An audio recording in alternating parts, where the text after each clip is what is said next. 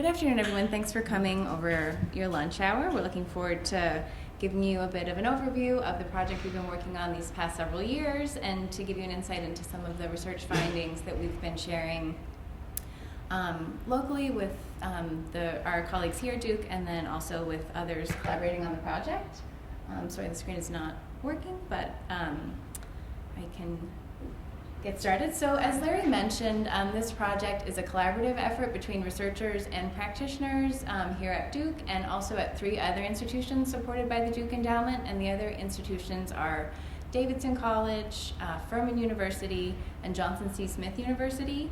And we have both practice collaborators and research collaborators across all 4 of the campuses.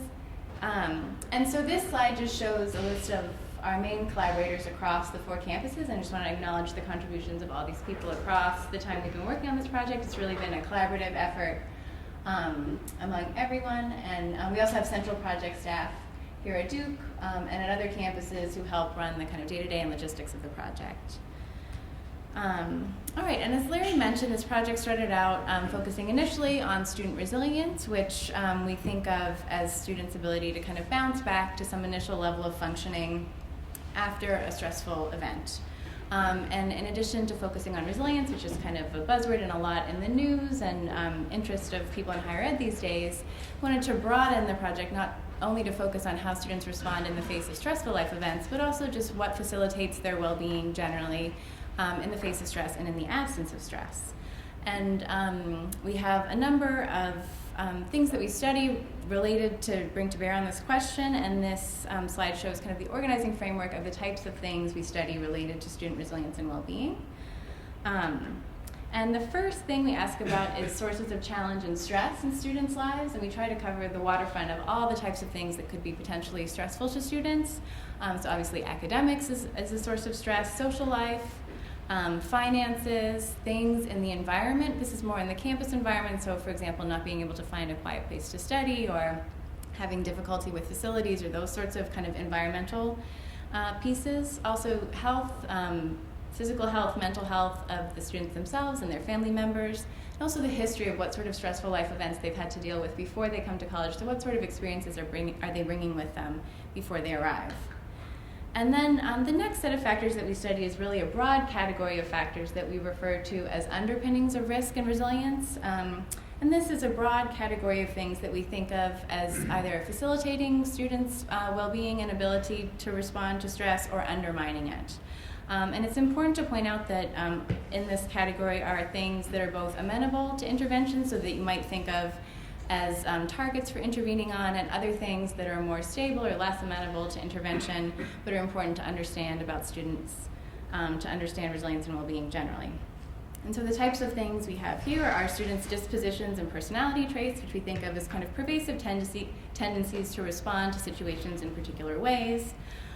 Needs, motives, goals, and values, which are factors that energize and guide a person's behavior. Self-regulation, which we'll hear more about in a minute, the degree to which people are able to manage their behaviors and emotions in ways that help them achieve their goals. Students' belief systems, kind of broadly construed, and this includes beliefs about people's personal characteristics and competencies, their beliefs about other people, and their beliefs about relationships that guide their choices and influence their motivation. Finally, social relationships include things like relationships with peers, parents, romantic partners, teachers, mentors, supervisors, and others that may or may not provide support to students in times of challenge and stress. And finally, we have a set of outcomes that we refer to as psychological, social, achievement, and health outcomes. And these include the types of indicators that you would see that would help you understand whether students are doing well or doing poorly in a given area. So things like psychological well-being and mental health, the types of social connections students have, achievement outcomes both from institutional data and self-report, health risk behaviors, so things like engaging in problematic levels of alcohol use, and also their physical health. And I should note that when students respond to the study, we get a lot of information from them via self-report, but we also have their permission to link their project data to institutional data from various sources, and I'd like to acknowledge many people in the room here who helped facilitate that linking for us. And so students have given permission to link to information from the registrar, from the financial aid office, from Duke Reach, and student conduct. And also we have a separate consent that students have consented to link their data to health records from student health and also health records from CAPS, which we're just getting in now, which is an exciting new data source to help kind of supplement the self-report information that we get from students. And this slide shows our general research strategy. So there's kind of a two-pronged research strategy to the project. For the main part is this longitudinal assessment, and then in addition to that, we also have a number of focus studies that individual investigators have led, kind of focusing in more specifically on questions of interest.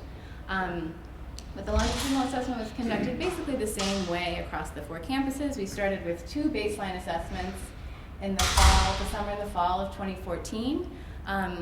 And we invited all of the students in the class of 2018 to participate in both of those assessments. And we had about 1,100 participate in at least one.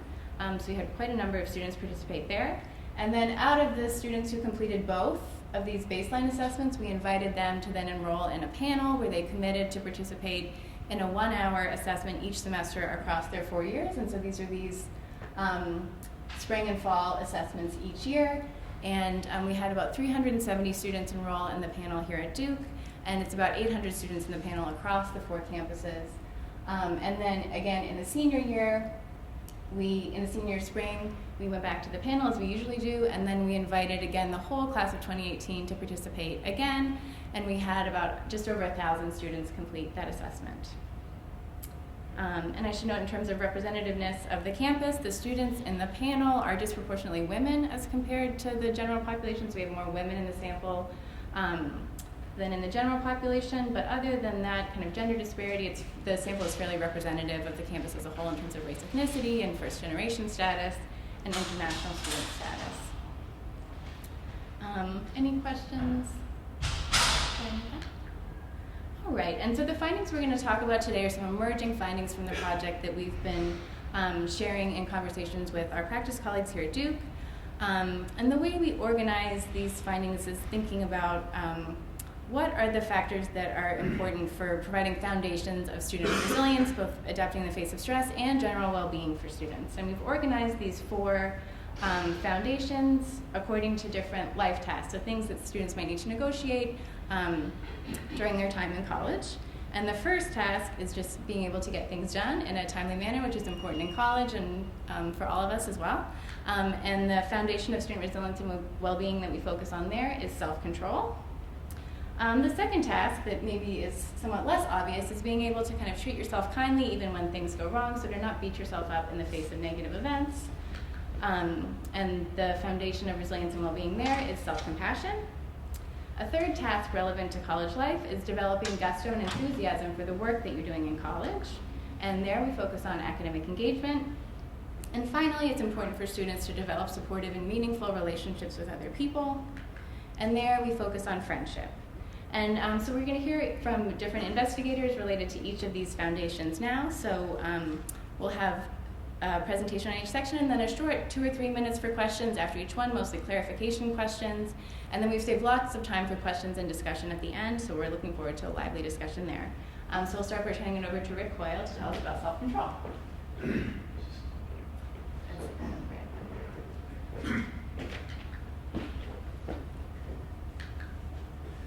So it's very clear, I assume, to all of you, the students need to get things done. Many of them are quite motivated to get things done.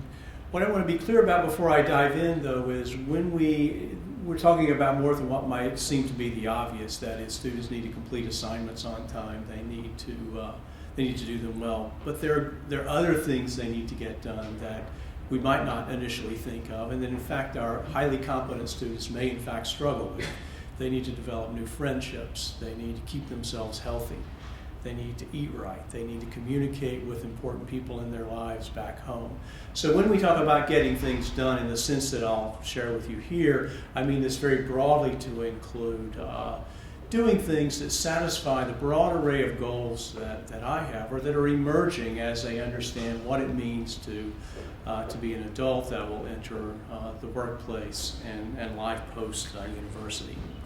There are lots of ways to get things done, and one thing I want to do is provide a context in which to think about self-control as one way of getting things done. And what I want to suggest to you is that, in fact, often it's not even the best way to ensure that you get things done. For example, perhaps the best way to ensure that you get things done is that you develop what I'll call beneficial habits. That is, you just do without thinking what needs to be done in order to accomplish what you need to accomplish. Alternatively, you put yourself in circumstances where you're around people, or you're in situations in which the norms are to behave in ways that are consistent with what you need to get done. You pick your study partners, you pick your friends to go to social events with, and therefore the pressure isn't completely on you to muster what's required to behave in a way that you like to behave. When these two fail, then it falls back on you to find a way to get done what needs to be done and to do it well. So it's this idea of self-control then, what it is, how it works, and how we could have more of it that I want to talk a bit about here. We've used a pretty broad definition and a bit more nuanced, I think, than your typical definition of self-control. So I'll spend just a minute telling you what we mean by it. Our notion here is that at any given point in time, I probably have an active goal. I'm in the library. The active goal at that moment is to read or to prepare myself for an assignment. But in any given situation, I'm also likely to confront other behavioral opportunities, in fact, that may run contrary to the very thing I need to do. Importantly, those don't have to be necessarily bad things. It's just that in the moment, they're in fact, they're intruding on the goal that I'm pursuing. These can come from inside of me, or they can come within the environment. So just as I'm about to dig into to writing on that paper, a friend turns up, right? So it really isn't my fault that now suddenly this intrusion, this temptation has occurred, but it's now on me to find a way to stay on track in this goal pursuit that I had begun and is now disrupted. Sometimes it can be within me. We all have impulses of different kinds that work against meeting the goals that we'd like to meet. So self-control is one manner for us to deal with those. We try to think about self-control in its various forms, and primarily we think about it as having three forms, and I've illustrated one here. And this is the idea, maybe it's the prototypic notion of self-control, and that is, I find myself facing a temptation, and if I give in to that temptation, I will behave in a manner that's inconsistent with a goal that I have. So here in this little diagram, I'm representing the person as P, and the various kinds of forces that operate on a person to behave in a certain way. And in this particular case, I'm suggesting I'm in a situation that Duke students find themselves in very often, and that is free junk food is available to them. And that's perfectly fine if, for example, you have no goal to worry about what you eat or how you eat or your weight, but most have some sort of a goal around health or weight management. But you can see that in addition to that sort of goal that I've highlighted in orange to maintain weight, there are many other forces that operate. My habit may be just to take free things when they're offered to me. Right? Everybody around me may be partaking. So in fact, my impulse is just to do what everyone else seems to be doing. So the one sort of goal-consistent choice finds itself situated among many other opportunities to behave that may be inconsistent with it. An alternative view of self-control is sometimes I need to do something and my inclination is not to do that thing. So I'm not resisting any temptation per se, but rather I have to find a way to muster what's required to do something that I'd rather not do. As an example here, I've suggested go to the gym, which would be in pursuit of a goal to get in shape or to stay in shape. But again, you can see in addition to that goal, there are many other things in the environment that could in fact lead me to behave in ways that ultimately would be inconsistent with that goal. So if we think about behaving in the way that I want to behave, these are the things I have to find a way to manage. Finally, in either case, if I am initially able to resist a temptation or to find what is required to do what I need to do, in many instances I have to sustain that, because it isn't just a momentary one-off kind of behavioral choice. It's a behavioral choice that operates in a context that transpires over time. So we refer to these different forms of self-control in different ways. Sort of one way to say it is that there's a form of self-control that's kind of just say no. Right? In this moment, whatever it is that I'm tempted to do, I should not do. And I'm giving you examples here. In each of these examples, you can see that I'm in effect operating against what might be the prevailing behavioral choice that people are engaging in. Alternatively, I might need to just do it. I might need to find a way to initiate behavior so that I do know what needs to be done, despite the fact that in that moment, I really don't have the desire to engage in that behavior. But to get things done, I need to do it. Finally, this idea of keep on keeping on. That is, once I've gotten myself going, continue with what it is I'm doing. And it's easy to see how many of the temptations, for example, say the social media temptation, just because I resist it once doesn't mean the deal is done, right? It's an ever-present temptation that I have to manage over time. So in our study, we, on every occasion when we assess students in our study, we administer a brief survey, or a questionnaire that measures these different forms of self-control. And I'm giving you some idea of how these look to the respondents in our study. So what that does for us then is it gives us a read on, at that point in time, where does a given student stand in terms of their own sense of their ability to exercise self-control. And in particular, that's useful information. I use here a graph to show you sort of what we would like to be able to do with this information, and really more generally with the information we have. And the idea here is that we assume college students are still developing, that they don't arrive fully formed, that any number of skills that will be important to them by the time they leave here are still developing, in some cases only beginning to develop when they arrive here. What I'm showing you here, for example, is some trajectories. These are profiles of sort of large sample, population representative values of self-control across, in this case, childhood into early adolescence. And you can get a sense then that there's kind of a normative trajectory that people follow. They have relatively little when they're children, and they're still developing the brain mechanisms required to do it. It increases, adolescence sets in, there's a bit of a drop.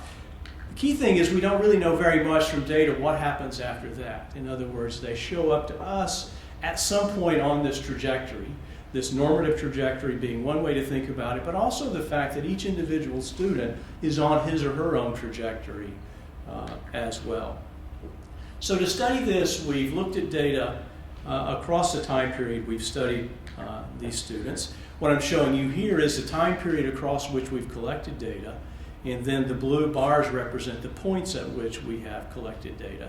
So you can see that we've essentially assessed students in our panel 9 times, and 2 times rather close together in the first year, but then subsequently every fall and every spring. So having those sorts of data allows us then to think not just where does a person stand typically or on average, but how are they looking across time? Are we seeing patterns of change that might be useful in telling? So for this current analysis, I'm going to focus specifically on some early data, but I'll say a little bit about things as they played out over time. So what I'm showing you here in this rather messy figure is individual trajectories. So these are trajectories for about 300 students. And what you have in this diagram is, on the left you have the self-control scale, and this is the particular form of self-control I refer to as inhibition. Across the bottom I have the time of assessment. So you can see this was when they began university, and this is catching them toward the end of the second semester of their second year. And what I've done then is fitted each person's scores to what's called a linear trajectory. And what I want to point out to you is a number of things. One is that despite what you might think, students arrive at Duke all across the continuum. of self-control. In other words, this is how they sort of shake out when they come to us. Some folks are very, very low, as it turns out, on their sense of their ability to manage temptations. Other people are very high. But the more important thing for me is that they're varying trajectories. And some of these are a little bit hard to see, so I'll highlight two. These are two actual trajectories in the data set. And what you see is here are two students that were very close together when they arrived at Duke, but by halfway through their second year, they're very far apart in terms of where they are in terms of self-control. And what I want to suggest to you is that if we only used a single assessment that we got at entrance, that we would miss a lot of important information about the experience of using self-control to manage behavior in students. So one opportunity then we have is to capture these individual trajectories and use them as predictors and ask, is it possible that quite apart from where you stand when you arrive, how things unfold for you over time could be a useful predictor of what you are able to do and not do. Here I'm showing you the same graph, and on this occasion, or the same form of graph, I'm focusing on initiation. And I'll note just by going back and forth, you can see these on average are above the midpoint, and they're fairly tightly bunched. If you look at this figure, this is the ability to get myself going, to do things that I might otherwise not be inclined to do. Here you see much more variability. Quite a lot of people who begin below the midpoint of the scale. Similarly, these are actual trajectories that I've just highlighted. You can see here in this interesting case, two people have flipped in terms of where they fall in the order. So the person who was higher upon getting here is much lower than the other person a year and a half later. So what might we do with this information? Well, one thing we can do with it is we can ask, does it predict anything? In other words, despite where you might stand on self-control, is this trajectory of your own self-control useful to understand how you're doing, how your well-being is at university? So what we've done here then is we've taken measures of adjustment. We have a wide array of these, and Molly showed them to you earlier. And we've taken where people were when they got here as a baseline, and then we've asked, well, where are they on those same adjustment outcomes a year and a half later? So in other words, we're going to predict where they are a year and a half later, and we're going to control for where they were at baseline. Right? So it's a fairly rigorous prediction of the role of self-control in their behavior. And here is the result, in particular in this case, for inhibition. So what I'm showing you in this graph, so on the y-axis we have a metric that is correlation coefficients. So a correlation of zeros in the middle, that would mean that self-control isn't correlated with any one of these outcomes. As it goes in this direction, it's a positive correlation. As it goes in this direction, it's a negative correlation. And then the height of the bar tells you how strong the correlation is. So a couple of things to see here. One is there's really nothing right around zero. So clearly self-control matters as it relates to these adjustment outcomes. Interestingly and importantly, I think, you can look at where they were when they came, that is at orientation in their first year, and you can look at the slope, that is, are they going up or are they going down, as two separate predictors. And what you'll see in every case but one, the slope is a stronger predictor of their adjustment than where they were when they got here. Similarly, and in fact, in a stronger manner, you actually see this is now self-control by initiation. That's that one on which you see greater variability. We can also look at the slope similarly. So the reddish bars represent slope, and you can see that, for example, just to play out one, the more positive their slope over that first year and a half, the better they score on well-being, regardless of where they stood when they got here.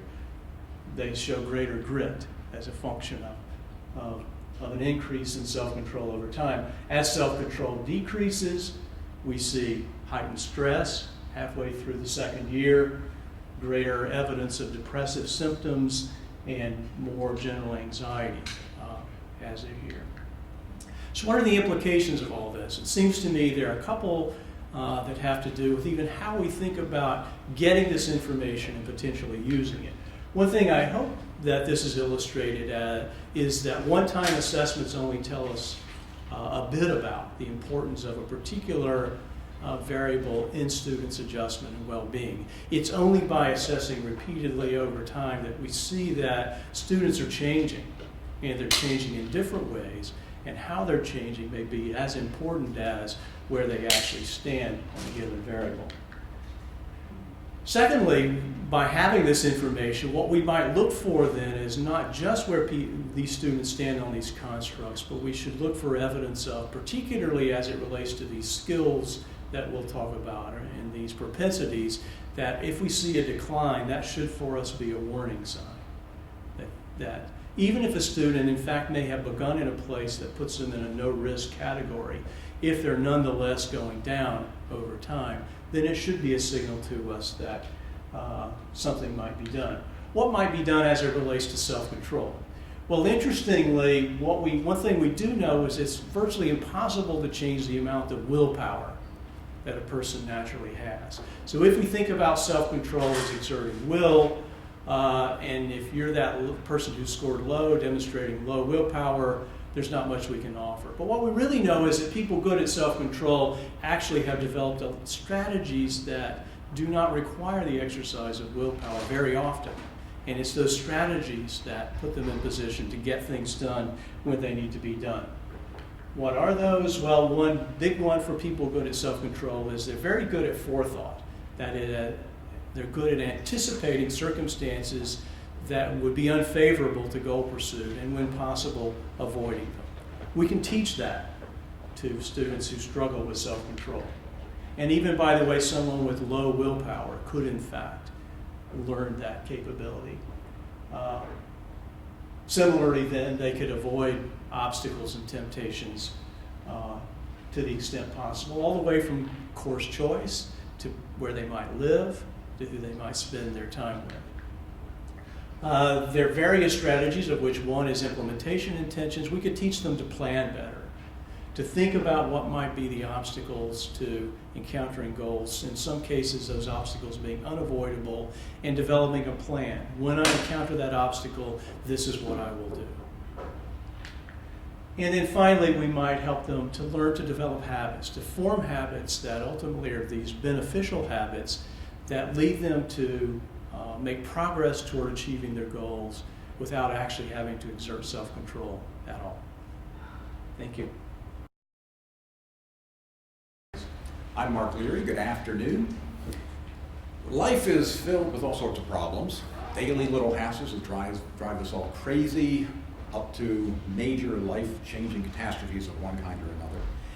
And one important characteristic that defines a person who can handle those things, who has high quality of life, is able to roll with the punches, is that they have some ability to cope with the things that get thrown at them, whether they're large or they're small.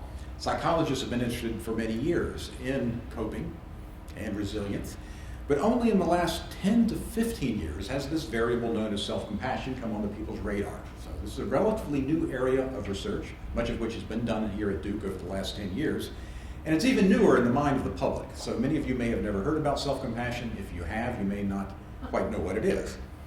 Self-compassion is the degree to which people treat themselves with kindness, care, and compassion in the face of negative events. The best way to think about self-compassion is to think about compassion toward other people. If friends or family or loved ones are struggling, they're suffering, things are not going well, we treat them with kindness and care and concern, and most of us are pretty good about doing that. The problem is an awful lot of us don't turn that same sort of compassion to ourselves when things go wrong. And many of our students don't do that. They beat themselves up. They catastrophize. They regret the decisions they've made, and they compound their challenges because they show relatively low self-compassion.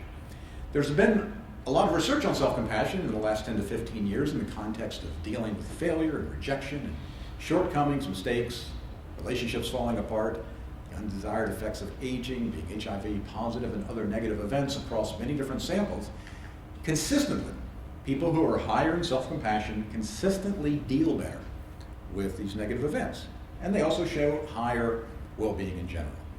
Now, to understand how self-compassion works, it's pretty straightforward. You think about, well, why is it that we have negative reactions to the bad things that happen? Well, bad things that happen have negative consequences for us, and of course that creates negative emotion.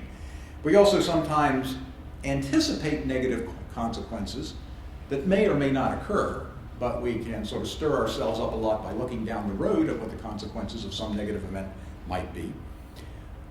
But in addition to those actual and potential consequences, we generate a lot of negative emotion in our own heads when bad things happen through how we talk to ourselves about it. To what extent do we blame ourselves? Are we regretful? Do we second guess ourselves? Do we judge ourselves negatively, even in a broader way that goes far beyond whatever the small thing is that has happened? And what self-compassion does is it attacks this part of the picture, that it lowers the degree to which people add to their angst and their upset when bad things happen by layering on self-recrimination, self-judgment, treating themselves harshly. Gets rid of that and substitutes instead the same kind of understanding and kindness and compassion that we give to other people. Duke students have a real hard time with this. They think, partly, they may be accurate, they think that their success and their achievement and even being here is because they have been so hard on themselves along the way when they weren't doing well. That they punished themselves in their own minds, held their feet to the fire, and that's why they have been successful. So our data suggests that Duke students are not particularly good at treating themselves well when things go wrong. But if you do that, if you can sort of knock out the negative mental reactions and substitute self-compassion, then it makes negative emotion shrink, just like that. from that to that. So, in the U at Duke study, we administered measures of self-compassion on several of the measurement occasions, and consistently, we find that Duke students higher in self-compassion scored lower on indicators of depression and anxiety. They've reported general higher life satisfaction. How's your life going these days? How satisfied are you? We asked them at the end of their first year, what would you have done differently if you could do it over again? And they had fewer regrets about how they handled their first year at Duke. Every semester we ask students, what's the worst thing that happened to you this semester? The absolute worst thing? Describe for us what it was and tell us about how it affected you emotionally and how it disrupted your life. The more self-compassionate students were, the less they said that most upsetting thing was upsetting. And there wasn't any evidence that they actually had an easier life, that they had fewer upsetting things. They just responded to the worst thing that happened each semester with a little more equanimity. They reported lower stress overall, and as you guys know, Duke students are generally pretty stressed out people. They also reported greater optimism and serenity, so it not only took away negative emotions, but it added an air of positive emotion to their lives, and they scored higher on an overall measure of resilience. So just at a correlational level, self-compassion was consistently associated with positive indicators of well-being. Now, one thing we worry about in research like this is that if you measure something like self-compassion at exactly the same time that you measure these psychological outcomes, you can't quite be sure whether more self-compassionate people are having higher well-being, or when things are going well, you treat yourself more self-compassionately. But the longitudinal nature of our data allowed us to be able to show that self-compassion prospectively predicted higher well-being. So when students came in, we didn't measure self-compassion before they got here, but we did measure indicators of good coping. We measured their neuroticism, their optimism. And then in the first measurement occasion, the fall of their freshman year, we got a measure of self-compassion. And then repeatedly, every time, measured the stressors they were under and tried to understand, was the self-compassion they walked in the door with related to how well they reacted to those stressors months, maybe semesters, maybe years down the road. And consistently, self-compassion predicted forward in predicting higher well-being in the face of stressors. And each time we would add new measures of well-being to show, yes, stressors reduce well-being, but students higher in self-compassion dealt better with it. And we got these effects on anxiety, we got them on depression, positive and negative affect, that's emotionality, and psychological well-being. So self-compassion was consistently, strongly related to psychological well-being.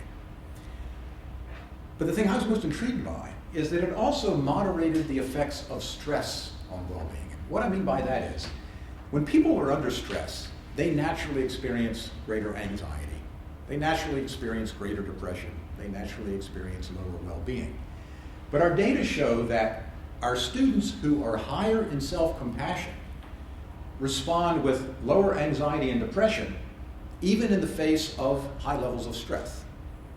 And let me show that to you. So here across the bottom axis, we have students rating in a semester. How stressful was the semester? How stressed out are you right now from low to high? Here is the measure of depression we administered. And you can see this is a natural relationship between how much stress you're under and how depressed you feel. These are the low self-compassion students. For students high in self-compassion, you get the same pattern because stress does lead to greater depression, but it's attenuated. Higher self-compassion students, even with high levels of stress, as high as the low self-compassion students, showed lower depression. You get a graph that looks exactly like this for anxiety and other indicators of well-being as well. We asked students at the end of their first year, as I mentioned, what they would have done differently. It looks like students low in self-compassion sort of understood that they should have treated themselves better that first academic year. Because students lower in self-compassion were more likely to report they should have made their physical health a higher priority, their psychological well-being a higher priority, they should have put more effort into making friends, and they should have had more fun. These would have been ways to treat themselves well. These are the things you would say to a friend or a family member who was struggling. If you knew a college student who says things aren't going well, you'd say, well, you gotta take good care of yourself. Get enough sleep, eat well. Work on your psychological well-being. Go to CAPS if you need to. Hey, you need to meet people. You need to have friendships. Go do things. Have some fun. Our students low in self-compassion even seem to realize that they're just simply not doing the sorts of things that would improve the quality of their lives. We haven't done any intervention work now knowing that self-compassion is a critical variable here. But every indication is that self-compassion can be increased. And we've given thought to what's it going to take to get the students who beat themselves up the most, who agonize, who catastrophize, to realize you don't have to be that tough on yourself. The first thing is you have to get people to recognize that it's dysfunctional. It's counterproductive to engage in excessive self-criticism, to not treat yourself well when things go badly. That's when you should be nice to yourself.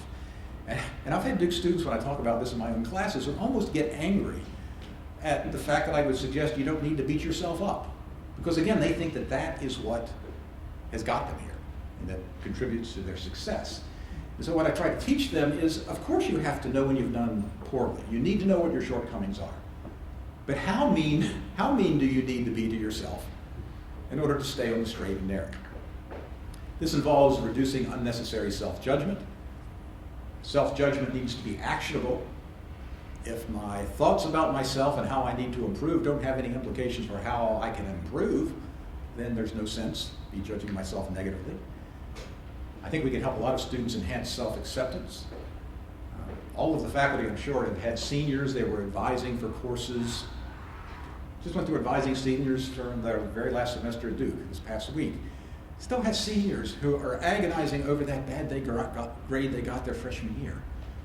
They haven't accepted it yet. There's things our students have to learn to let go. Fostering a sense of common humanity, what that refers to is understanding that problems are part of life. That's part of the human condition. You don't need to personalize it. So many of our students seem to feel that any problem they have is something about them that's personal. Say, well, no. Thousands, tens of thousands, millions of people have had these problems before. That doesn't make them okay. But I think if students can learn to realize that this is life, then each problem is less momentous. Some students I've talked to really do. They realize that they're contributing to their own unhappiness. They just don't have the skills for how do I regulate my emotions? How do I stop doing this? How do I learn to soothe myself the same way I soothe my friends when they're upset? So some students need help with that. And some students, I think, need to identify areas and strategies for self-care. What should a given low self-compassion student do to target the aspects of their thinking and their behavior that are interfering with the quality of their life? So the bottom line of this little segment of the presentation today is that out of all of the variables that we have in our data set, and we have hundreds, self-compassion rises up to one of the top variables that predict student well-being over time. And now the question is, how do we act on that in terms of improving the self-compassion of our students? Thank you. Good afternoon. I'm Steve Asher, and I'm going to take us into the world of academic work, especially gusto for work. So when parents send their kids off to school, I was thinking about this morning, college students going off to college, probably there's some continuity in what parents are hoping for compared to a 5-year-old going off to kindergarten. You sort of hope as a parent, whoops. Oh, what happened to you, Molly? Thanks. Yeah, thanks. When parents send kids off to kindergarten and parents later send them off to college, they're probably thinking about a couple of big goals. And these big goals are things that Molly Weeks and I are going to talk about in sequence. The first might be that they do well in school. That they like school, that they get good grades. There's a kind of academic performance and academic enthusiasm goal I think that parents have. And the other is parents really care a lot about their kids' relationships. They're not happy when your 6-year-old has no friends, in school. And likewise, I think parents have at least some implicit expectations when their students go to college that they're going to do well with the work, they're going to get engaged in the work, and they're also going to have good relationships with other people. And these are the last two of the life tasks that we're talking about today. And the one I'm going to focus on is academic gusto for the work. I want to make clear that this is not about GPA, really. It's really more about affect. It's more about emotion. It's more about enthusiasm and excitement for the work that you're doing. So I want to make a distinction between this sense of kind of gusto, sense of academic engagement versus GPA or study behaviors, which are also very important, but it's quite different from what we're talking about here. So we conceptualize academic engagement as gusto for the work one is doing in college. And in previous research at Duke, this is a study that was called the Duke Social Relationship Project that Larry Mineta actually was very instrumental in getting going here at Duke. We found evidence that students' level of gusto for the academic work they were doing more pervasively predicted well-being than GPA. So if you took students' grade point average and you tried to predict all kinds of indicators of well-being, and you did the same thing for this thing we're calling kind of gusto for the work, gusto for the work was clearly the winner. It just pervasively correlated with all kinds of good stuff. GPA does correlate with good stuff as well, but there's some things that it doesn't correlate well with. For example, students who have high GPA actually have higher levels of anxiety. So GPA is not a beneficial factor for anxiety, nor is it a beneficial factor for drinking, whereas gusto for the work in college has beneficial effects on all of these things, including anxiety levels and drinking. So that was quite interesting to us. Of course, that was a study just done at Duke, and so one of the things I'm going to talk about here is whether these kinds of findings hold up in our 4-campus study, which is what the Resilience Project is about. I want to just show you the items so you can get a feeling for how we measure academic engagement. This is an item that really is kind of like an intrinsic interest item, you might say. I take courses based on what's going to be interesting to me, what connects to my interests. Since I've been at fill in the blank, Duke, Furman, Johnson C. Smith, Davidson, I have found topics that I'm excited and passionate about in my studies. So there's that kind of direct assessment of gusto. I enjoy learning new things and getting excited about ideas in my classes. I enjoy talking about course material with others outside of class. And finally, an item which is kind of an anti-materialism item, or at least you could think of it this way. My education at Duke or wherever the school is simply a means to getting a good job. I want to say a little bit about this item because Molly and I have had some doubts about this item for other universities. There may not be a universally great item, because if you're a first-generation student going to a college where there's a lot of first-generation students, they're coming there often with the idea of having a good job. That's one of the major outcomes. We tried to make this a little bit of an anti-materialism item when we created it for the Duke Social Relationship Project by putting in that word simpler. Kind of reduces it to that. And that item worked beautifully with Duke students, and it seems to work well on the other campuses as well. We have some question about whether this item is working as well at Johnson C. Smith, given that about 50% of the students there are first-generation students, and getting a job is an important goal. You know, I know when I was a first-generation student, by the way, as were just about everybody on this project except Mom. It's really interesting. One time we had a meeting, just to tell you this as a side comment, where I think Sue was there, Larry was there, I mean, Gary Glass was there, a lot of people were there. And we said, how many people in this room are first-generation students? Every single person's in their hand. Women went up except for Mom. You know. So all the older folks in the room, all were first-generation students. When I went, certainly I thought about getting a job. So I want to just put that last item in context, okay? Still in all, this measure has very good internal reliability, especially at Duke and two of the other schools. Maybe we need to take it out. So, sorry, I just clicked away after that. Okay, so what we found at Duke in that first study was that academic engagement was one of the top 3 predictors of belonging, along with friendship, by which I mean both having friends and having kind of, especially friends you think of as lifelong friends, and having what we refer to as high quality friendships. And Dr. Weeks will be talking a lot more about what we mean by that a little bit later. Those 2 things were really important, and not surprisingly at Duke, fan of Duke sports was also one of the top 3. In fact, secret, it was the top. Maybe not surprising. The interesting thing though, by the way, is that this pattern is showing up at all 4 schools. So it's not just sort of the super rah-rah Duke, but it's also Davidson, it's also Furman, and it's also Johnson C. Smith. So being a fan of sports matters, but academic engagement is predicting, just to tell you a little bit of the story ahead of time, to belonging in all 3 schools. Okay, so as I mentioned, we found at Duke in our earlier work that it was associated with a variety of indicators of well-being, including higher levels of belonging, having friends on campus and having high-quality friendships, having higher levels of self-esteem, dating just as much as other students, and having fewer hookups, and having more connections to faculty, developing relationships with faculty.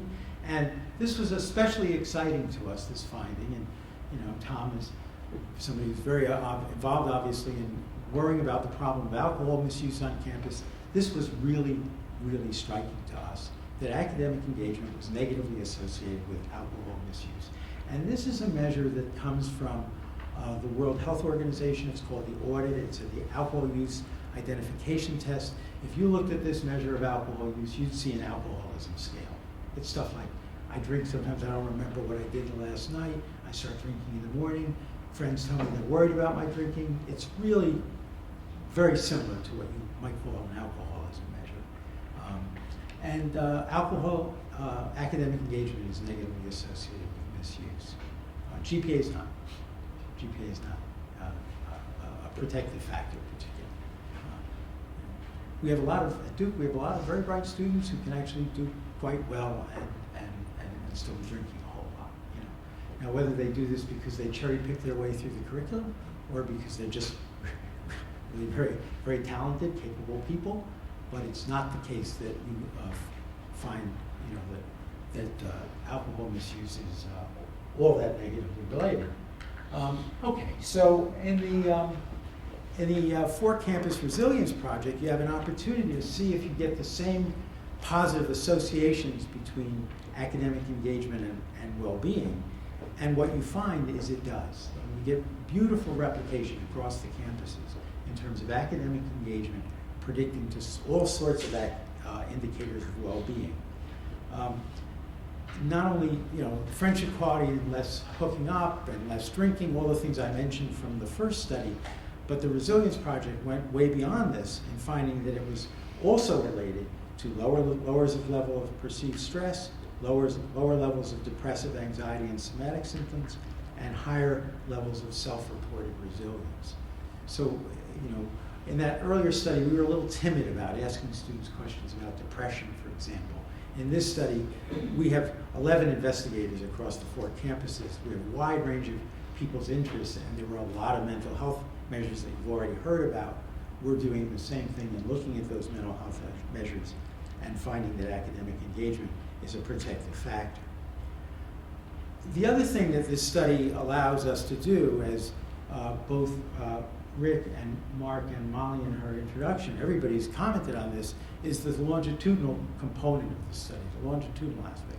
We haven't really begun to scratch the surface, really, in our own analyses of academic engagement longitudinally, except to say that we do find that students come into Duke with very high levels of academic engagement, and they are pretty much maintained just at the mean level.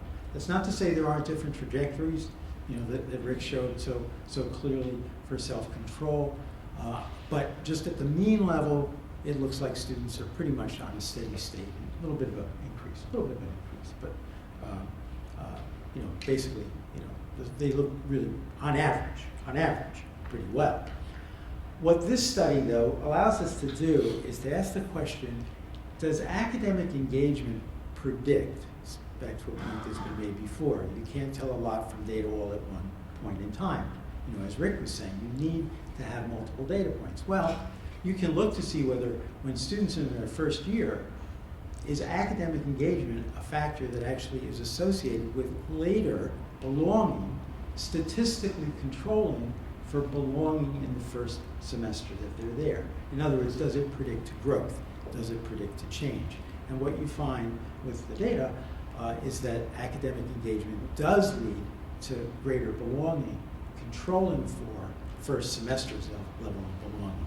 Is that clear? And the question is asking me to go over this if it's not. It's important.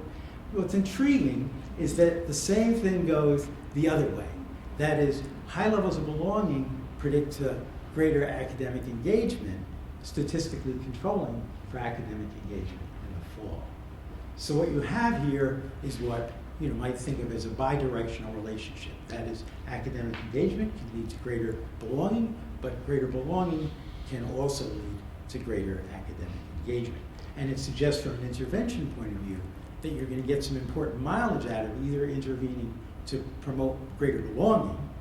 By the way, there's some lovely work done at Stanford by Walton and Cohen and others that really shows this, that if you can do things to promote increased belonging, you get better outcomes for students. But you can also have an impact by having an impact by figuring out how to improve academic engagement, which is something I want to talk about a bit. The other thing we've been doing is asking questions about relationships, not just with friends, but with faculty and other adults. And I'm going to show you items that we asked in the Resilience Project. They're about students' contact with faculty members and other adults on campus. Students encounter an enormous variety of adults on this campus.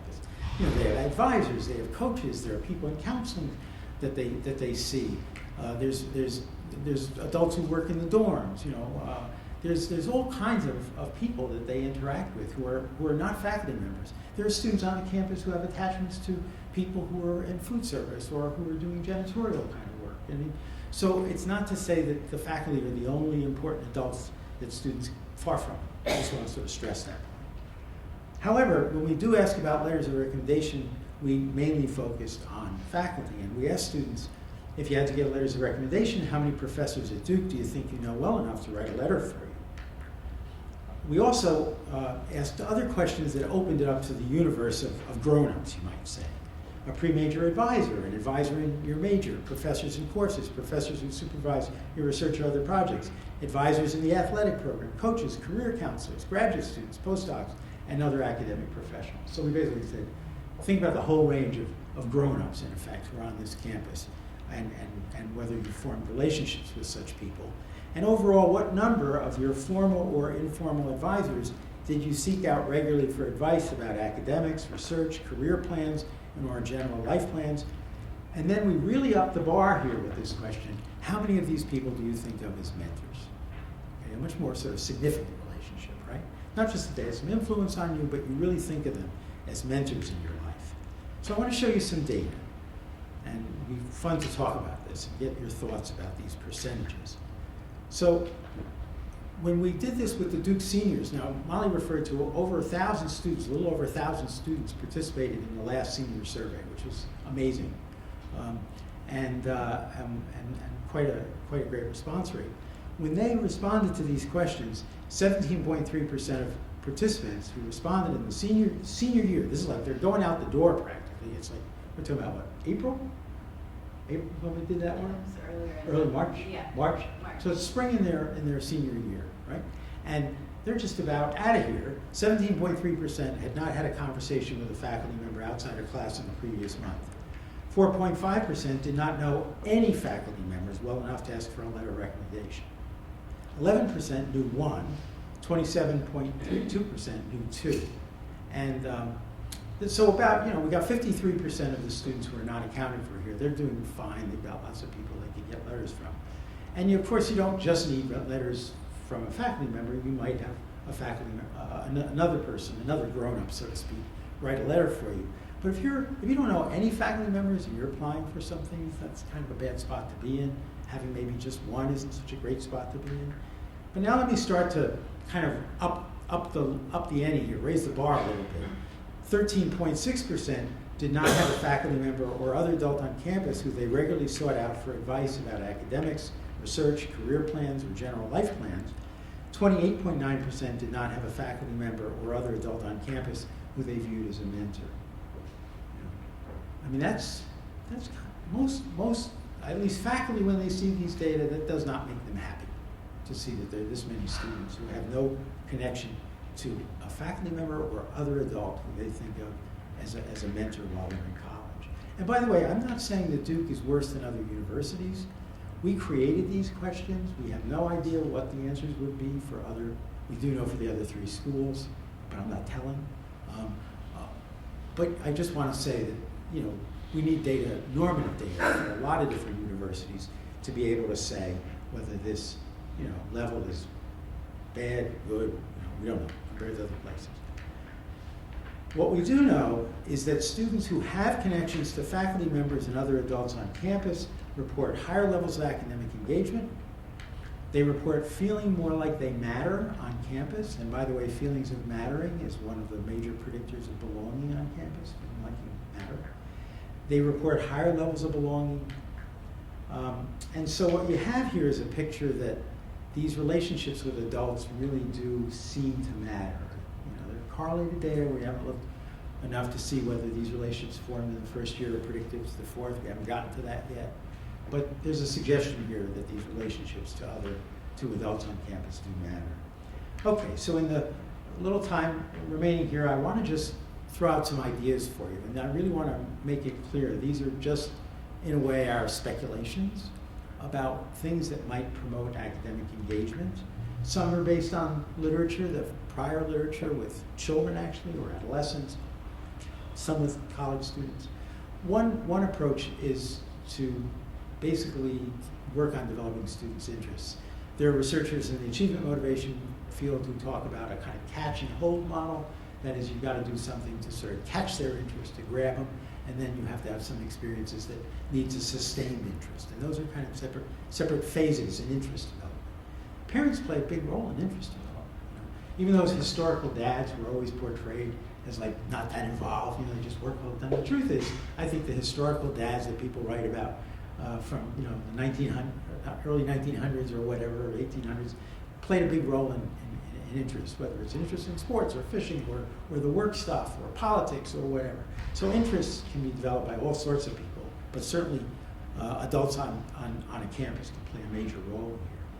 Partly you can do this by modeling your own engagement, your own excitement for the work you're doing, for your own interests, your passions, connecting students with others on campus who have similar or complementary interests, encouraging students to engage deeply in an area of interest and discourage them from over-committing, spreading themselves too thin.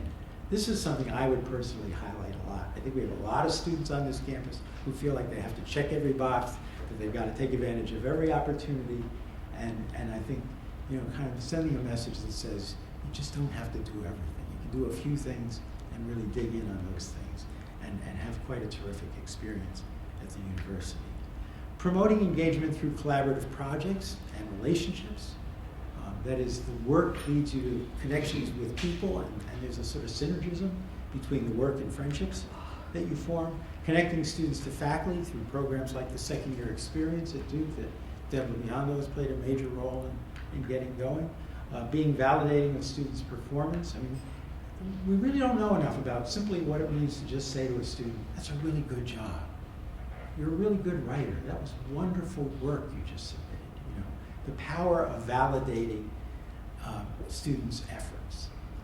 Not just filling papers with lots of feedback, but giving, that's important, but also giving some holistic kind of positive statements about the work people are doing.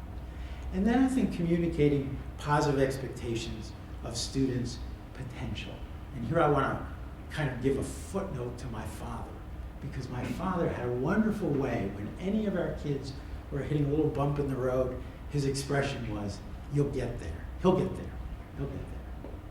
And I think communicating that to students, that sense of a sort of positive trajectory is ahead, even though things might be bumpy.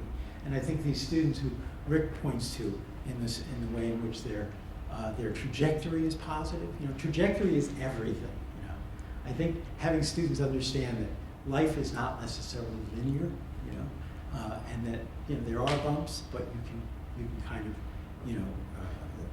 get there. And this relates to something that Carol Dweck, many of you may know of her work, writes a lot about, which is having what she calls an incremental versus an entity view of your behavior, of your achievement.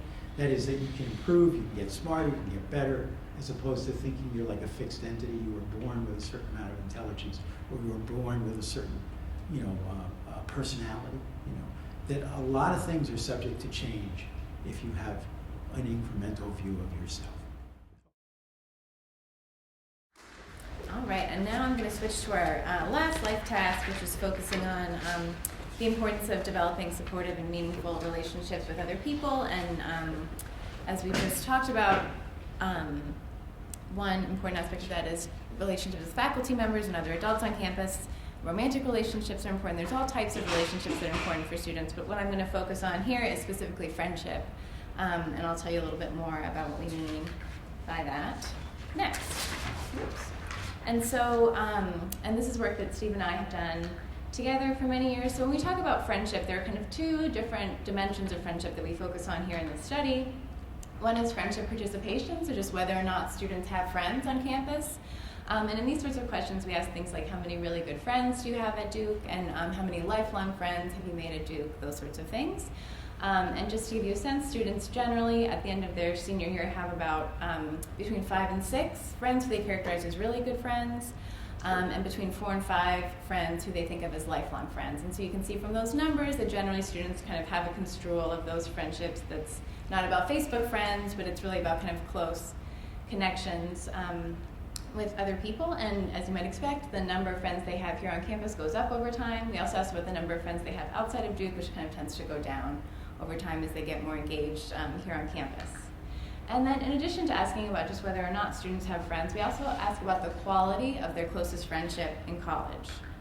And this is a construct where we ask about a lot of different features of friendship and a lot of the positive benefits that students might get from relationships, as well as the level of conflict in their friendship. And again, we ask them to report on their closest friendship at Duke.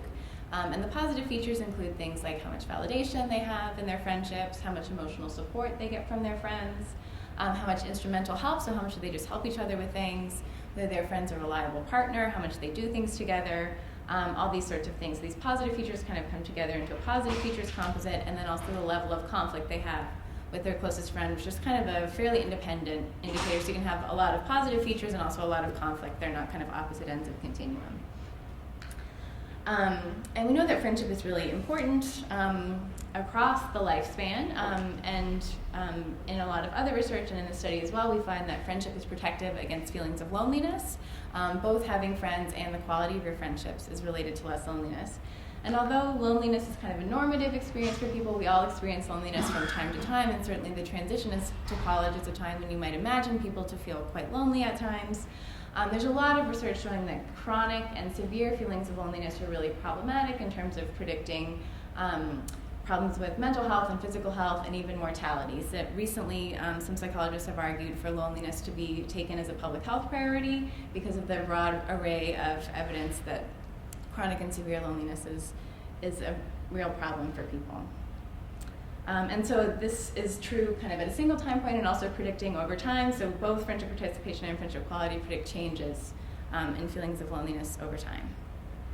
And I should say that in terms of friendship quality, students on average do tend to have very positive friendships. Their closest friendship on campus is quite positive and not very conflictual. and that tends to be kind of fairly stable on average over time, but you do see a lot of variability within a given student. So a student may have a very high quality friendship one semester and much lower quality friendship another semester. So even though on average it's pretty high, people really move around a lot. And those changes in friendship quality over time do predict to loneliness as well. And we also know that, again, friendship participation and friendship quality are both predictive of feelings of belonging, which Steve talked about a little bit, but belonging is another really important indicator of well-being for college students. It's been shown to be predictive of retention and intentions to persist for students, which isn't a huge issue here, but on campuses broadly it's very important. And also the students developing a strong and stable sense of belonging, so feelings of belonging that don't kind of fluctuate a lot over time, has been shown to have really important implications for student success kind of broadly construed, and especially important for students from underrepresented backgrounds. And so friendship is important for that as well. And so one thing that we've been really interested in, we know that friendship is important for students, but there's really not a lot out there in the literature about how to intervene to help students with friendship problems.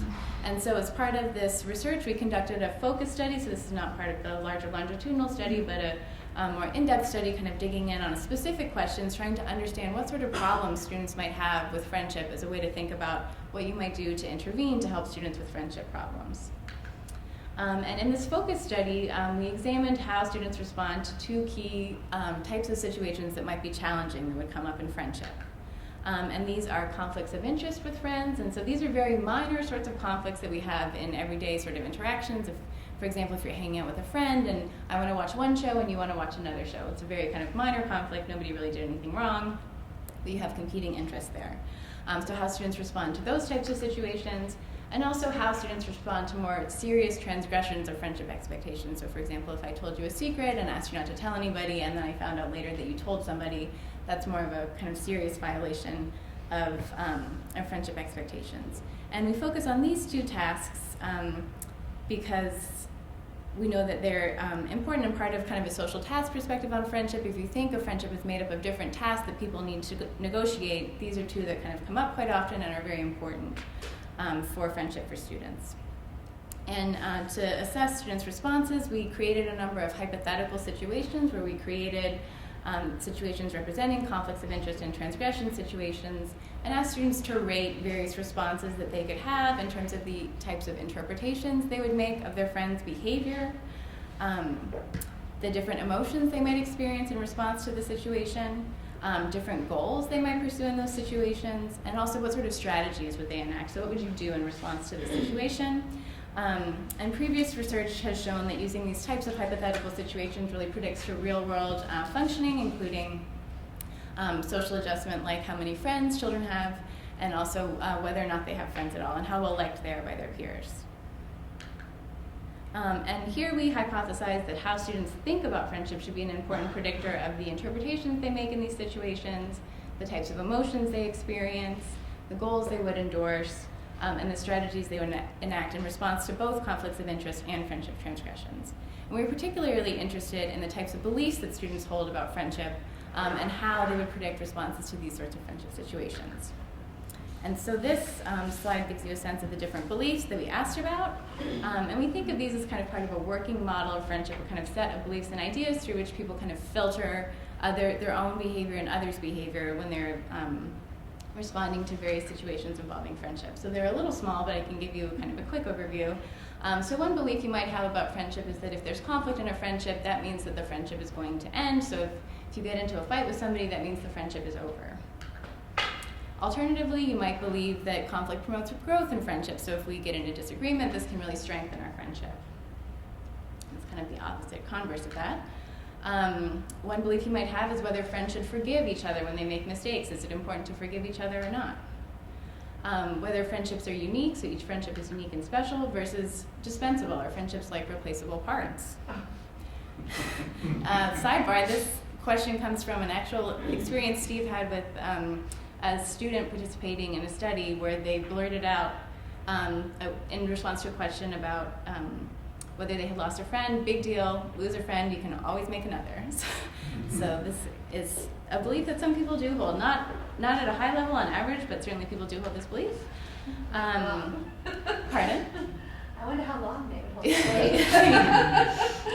it.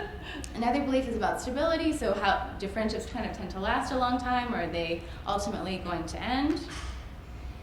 Whether friends should be exclusive, so this is kind of a difficult one certainly for adolescents, and as we move into adulthood can be difficult too.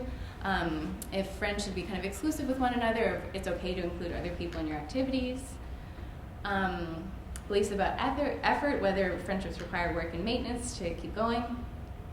Beliefs about mind reading, whether you should be able to kind of sense your friend's needs without having to be told or not. This belief that we call realism, just kind of the sense that friends are human beings and sometimes they make mistakes. And then 2 ideas about destiny, kind of whether friends are destined to be or not. And together we create a composite of these items to create what we call a maladaptive belief score. And so the items marked with an asterisk are reverse scored into that composite. So conflict promotes growth, forgiveness, uniqueness, effort, and realism are all kind of more adaptive beliefs, and so those are reverse scored to create this kind of maladaptive beliefs composite. All right. Say that again, I'm sorry. Sure. Yes, we have these different beliefs, and some are marked with an asterisk and some are not. And we put them together to create a composite of what we call a maladaptive beliefs score, with the idea that some of the beliefs would be leading to more kind of problematic responses to friendship situations and others would not. And so the ones that we think of as more kind of adaptive, so the idea that disagreements can strengthen a friendship, or the idea that you should forgive your friends when they make mistakes, those would be more adaptive beliefs, and so in the composite they go in kind of reverse scored. Is that, yeah? Any other questions? I know there's a lot of beliefs up there. Okay, and so we find in this focus study that students' beliefs do predict their responses to challenging friendship situations, and that more maladaptive beliefs tend to predict more problematic responses. And so students who held those more maladaptive beliefs tended to make more negative interpretations of their friend's behavior, so they're more likely to say, my friend doesn't value me, my friend doesn't care about me, my friend is disrespecting me, or my friend is rejecting me, both in the more serious transgression situations, but also in more minor conflicts of interest situations. So just if I want to watch one TV show and you want to watch another, they're more likely to endorse these types of kind of negative interpretations of that behavior. They're also more likely to endorse more negative emotional responses, so being more sad, more angry, having more hurt feelings. And they endorse more maladaptive goals, particularly the goal of getting even with a friend. And again, this is also in response to the conflicts of interest situations. And we find in research with children that this goal of getting even is really predictive of a lot of negative things for students. And you can imagine if you want to get even with somebody when they want to watch a different TV show than you, it's not going to be predicting a lot of great things for that relationship, or just general relationships with others going forward. And we also found that endorsing these more maladaptive beliefs were related to endorsing more relationship destructive sorts of strategies. So for example, saying you would say something insulting to your friend, threatening to terminate the relationship, or actually terminating the relationship. The threaten to terminate is in the conflict of interest situation, and the actual termination is in response to transgressions. So you can see kind of across the board, these kinds of what we call maladaptive beliefs are predicting these more negative sorts of responses to these everyday friendship situations.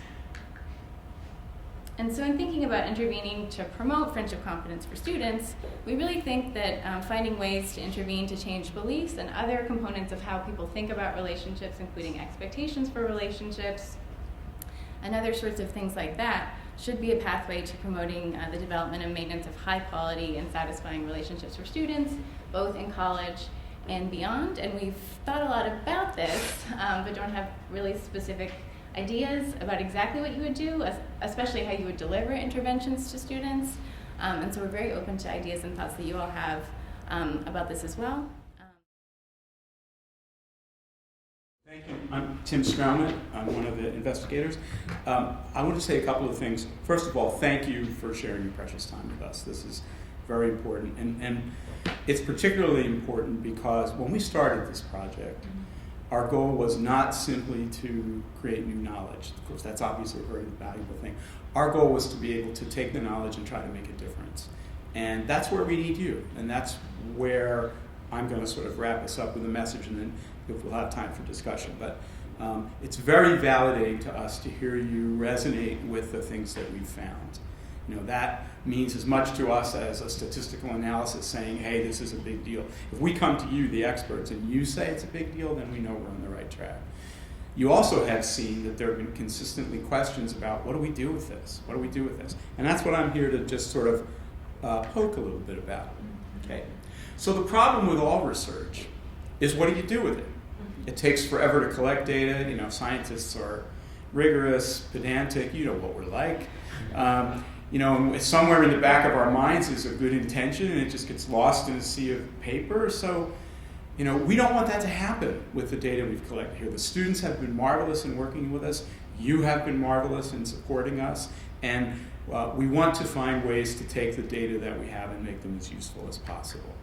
Okay? This is a common challenge for research. And in the biomedical world, there's a term called translational research, which has become a buzzword, unfortunately, but one that merits some consideration on our part. Translational research means take the basic scientific knowledge and figure out how to apply it in the best way possible. The National Institutes of Health, for example, when they have their research money and they're trying to give it out to promising research ideas, they're always looking for ideas that somebody can do something with.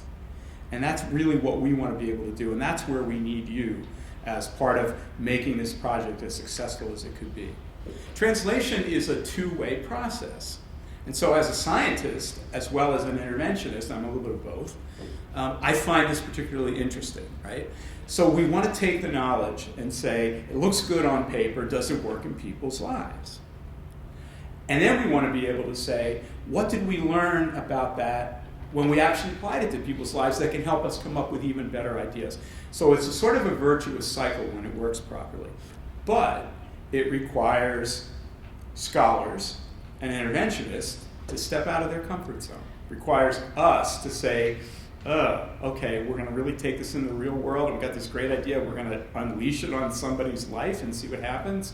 Yeah, we have to do that.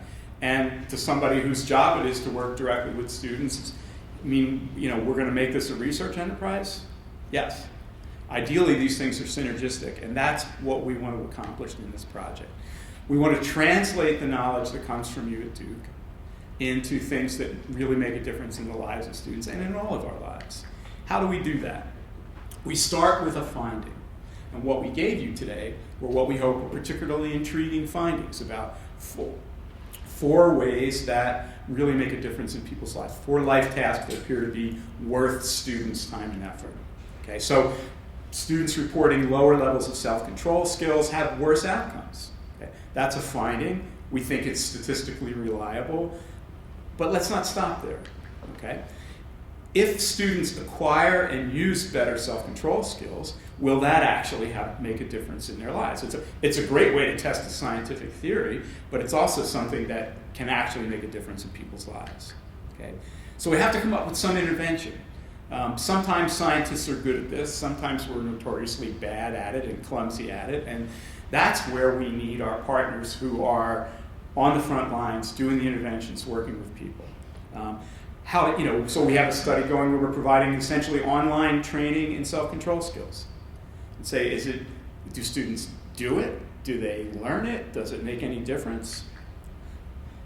Depending on what we find, this may have some implications for our practices here. It may have implications for policies. It could have implications for a lot of things. Can we basically say, we're already doing a bunch of interesting things that should be helping students with their self-control. Let's find out if it really is or not. Maybe this is a really important thing for us to be zeroing in on. Maybe we're already wildly successful at it. Maybe we're putting money into things that are not as useful and we could put them into something else. Okay? And then come back again and say, did this really validate our ideas about what self-control is and why it matters to these students? Okay? So it really is a cycle, and it makes the science better and it makes the science more useful. So here's what I want to leave you with, is a framework for translation, and then we can open it up to questions, okay? So step 1 is just choose a piece of knowledge from something you heard here, something that resonated, something that in your particular slice of the Duke pie, say, you know what, that fits with my experience. Brainstorm about what it would mean even for just an individual student. So, what would we do to communicate to students that friendships matter in a particular way, but not necessarily that one should be trying to acquire a maximum number of them? Okay. Identify an opportunity to intervene. Maybe it's changing a policy. Maybe it's assigning people roommates. Maybe it's what you do in a particular class. You have more group projects and fewer individual projects. Find some way to measure the effects of what you did. And this is where actually we can come in handy, because this is what we do for a living. We can, if you have an intervention opportunity, we will help you find, really reliable and actually enjoyable ways for people to measure the outcomes. And then say, what did I learn? Does this tell me how I can change the policy? Does this tell me what interventions work, don't work? Does it tell me why they work, which is often just as important? And then do it all over again. Keep doing it and getting it better and better and better.